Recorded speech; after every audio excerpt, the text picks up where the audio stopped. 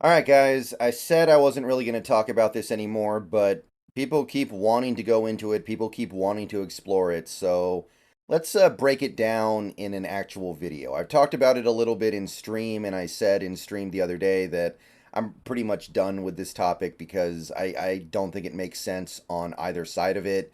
And to me, it's just people complaining for the sake of complaining right now.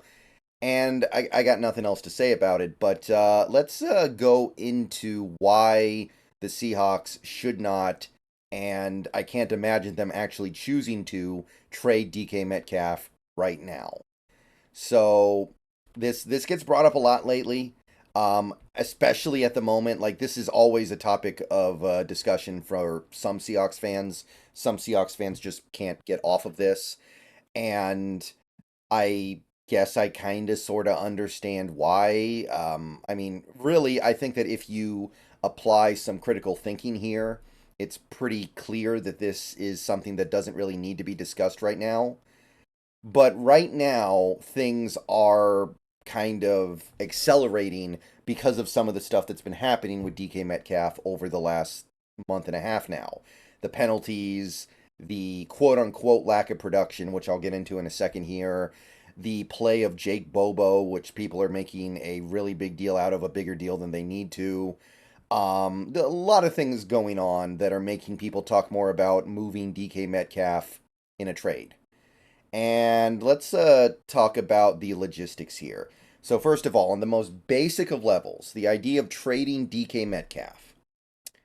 If you trade DK Metcalf, you are probably doing it for draft picks because it's hard to find another team that wants DK Metcalf that would be willing to give up a significant asset for DK Metcalf that also has good player assets that you covet. Like people are saying, we should trade DK Metcalf for an elite edge player. Okay, what's the team that's going to trade for DK Metcalf that has an elite edge player they're willing to give up?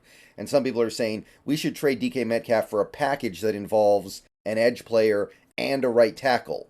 And okay, who's got that, and who's willing to have that and trade it for for DK Metcalf? Like there aren't 800 teams in this league. There are 31 other teams. It would be really hard to find even one team that has those players they could trade, and then that team probably still doesn't want to trade them. So, just on that very basic level, I think this immediately makes no sense and is immediately a waste of time. But let's talk a little bit more about DK as a player and DK as a contract. So, I understand the penalty stuff. I understand some of the concerns about where this is going in terms of what DK is as a person, more so than as a player. But I want to take a look at some things here. I have DK Metcalf's PFR page pulled up here. Some people are criticizing his production so far this season because he's only got like 4.4 catches a game. I got a couple comments along that line. I mean, DK Metcalf has never been a guy who catches a ton of passes a game. He is somebody who gets a lot of yards on the catches that he does get. He is a big play threat. And so far this year, by the way, he is averaging over 15 yards a catch, which is right up there with his best years of his career back in his first two seasons when he was in the Schottenheimer offense. So I don't see 4.4 catches per game as being a problem.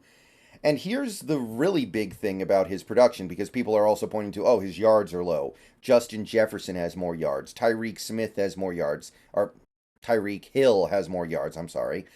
This guy has more yards. That guy has more yards. This guy's got more touchdowns. That guy's got more touchdowns. Okay, maybe. But take a look at this. His catch rate is the highest it's ever been, almost 69%. The career high before this year was 64.3 back in 2020, the year he made the Pro Bowl. He's got by far the highest catch rate of his career right now. And he's also got the highest yards per target of his career at 10.5. So maybe his production is down slightly, and I do mean slightly. It's not really as big a deal as some of these people are trying to make it out to be. But his efficiency is actually at a career high. So if there's an issue It has to do with how often he's getting the ball thrown his way. Because when he's getting the ball thrown his way, he's doing a very good job bringing in the catch and making the necessary play. So if you're going to be critical of anyone for DK's lack of production, it should probably be the offense or the quarterback or something that isn't DK Metcalf, because when he gets the ball thrown his way, things are good. But realistically, is this even something to get mad about when we know we've got a lot of other things going on in this offense? You've got Lockett, you've got now coming on JSN, you've got all these tight ends, you've got these running backs. We've got so many things going on in this offense. Of course, one guy isn't going to have 2,000 receiving yards. Of course, one guy isn't going to have 150 catches. That's not the way this offense is designed. That's not happening. So the concerns about DK's production to me completely miss the point, and they also miss the point that overall this offense has been pretty good this year. It's still an above average offense despite all these injuries, especially to the offensive line. So I'm not really seeing the concerns about DK's production. They're not hyper elite in terms of how many catches and yards he gets and touchdowns he gets right now, but I don't see why that's supposed to be some big problem, especially when, let's go back to this old nugget, DK Metcalf is one of the top receivers in the NFL at drawing double teams. So a lot of what our offense does successfully comes from DK Metcalf drawing extra defensive attention. So you lose DK Metcalf, you're not just losing his production, which some people would say is not that big a deal. And it would be a big deal, but even if it isn't, you're losing that safety always getting pulled in his direction because they're terrified of what he can do. So he is one of the most double-teamed wide receivers in the NFL from week to week. And there is an effect on this offense when he's not out there. You can get by, you can survive. We do have other good players, we do have other good pieces on this offense. But if you think losing DK just means losing the 4.5 catches a game, you're wrong. That safety is now freed up to do other things that he currently can't do because he's terrified of Metcalf. And past all of that stuff, because to me, that's the really important stuff here. That's why this is not going to happen. That's why I think it's silly to talk about. He is much better than some of you guys think that he is. It's not just the production, although the production, he is one of the most productive receivers in NFL history by his age. The things that people are getting hung up on are minor and borderline insignificant compared to the stuff he does bring to the table. He picks up the occasional penalty. That sucks. Meanwhile, almost every passing play he's drawing a double team, and he's one of the most effective big play receivers in the league right now. So you have all that. But let's take a look at his contract, because mathematically this has to work on some level, right? Because the way people are talking, they're like, we want to trade DK Metcalf right now.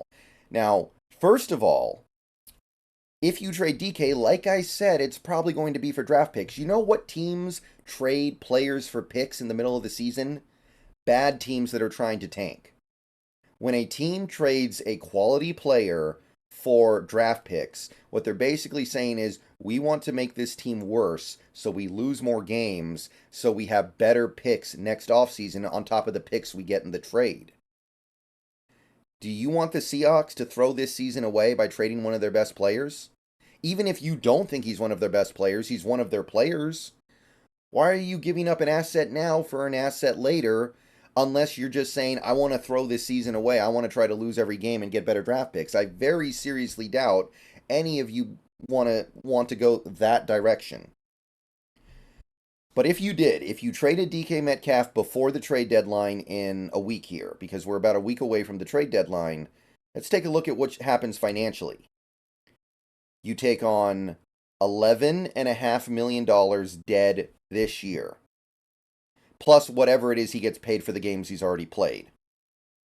And you are taking on $23 million dead next year. Now, the $11.5 million dead is a little bit less than his current cap hit.